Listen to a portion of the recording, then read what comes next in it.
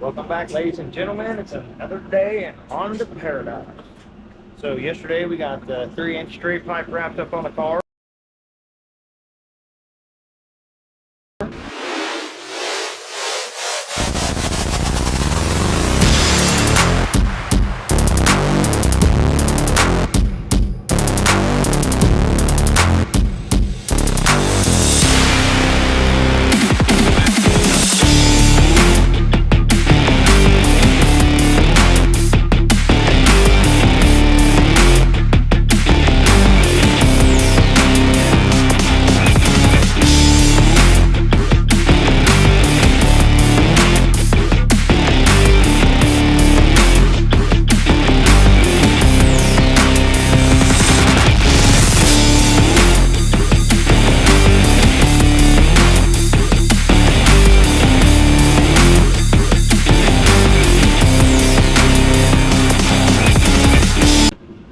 The only thing I have left to do is pop the wideband sensor back in it and then rerun my wideband harness because it's obviously ran up here and now it needs to go down there. So we're going to get that taken care of, and then we're going to fire this bad girl up and see what she sounds like.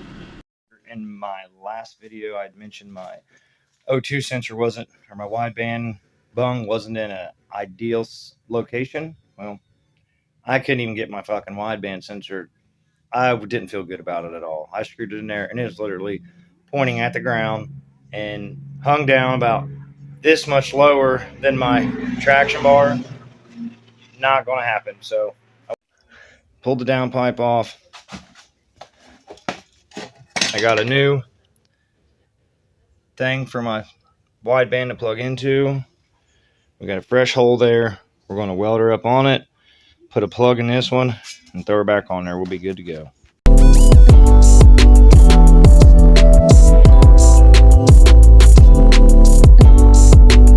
Now I wanted to go ahead and add this in here.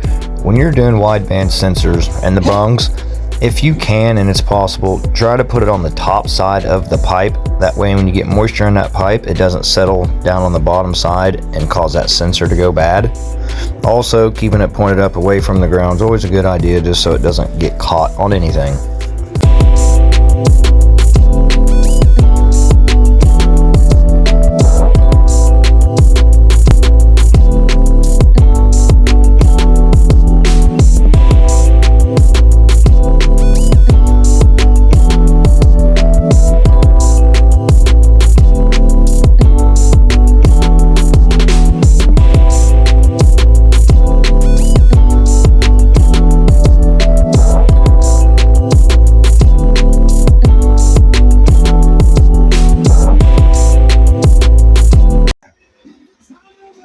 Alright, we got our bung welded on.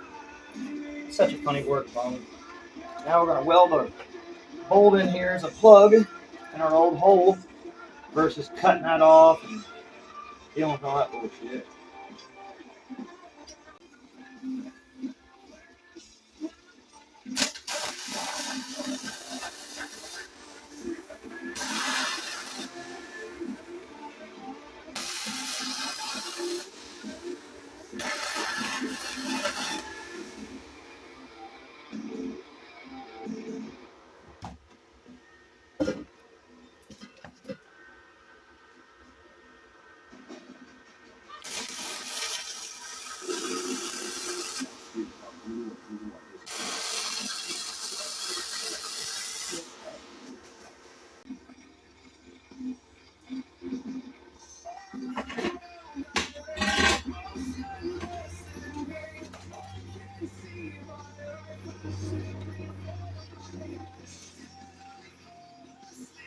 Plug.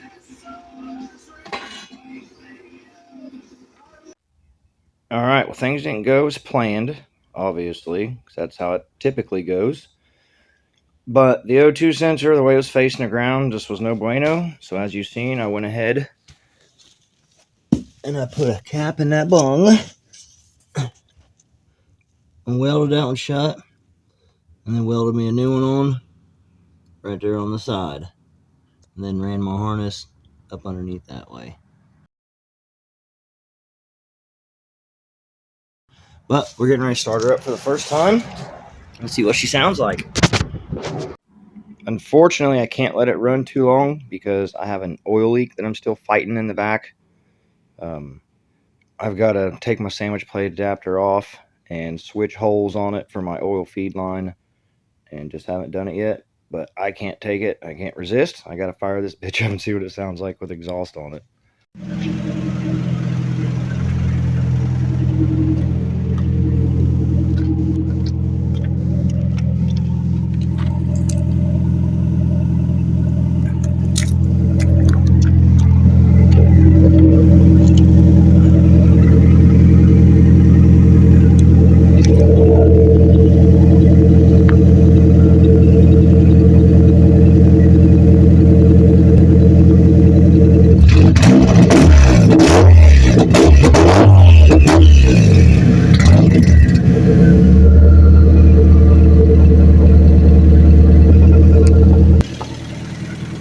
Getting heat in the pipes.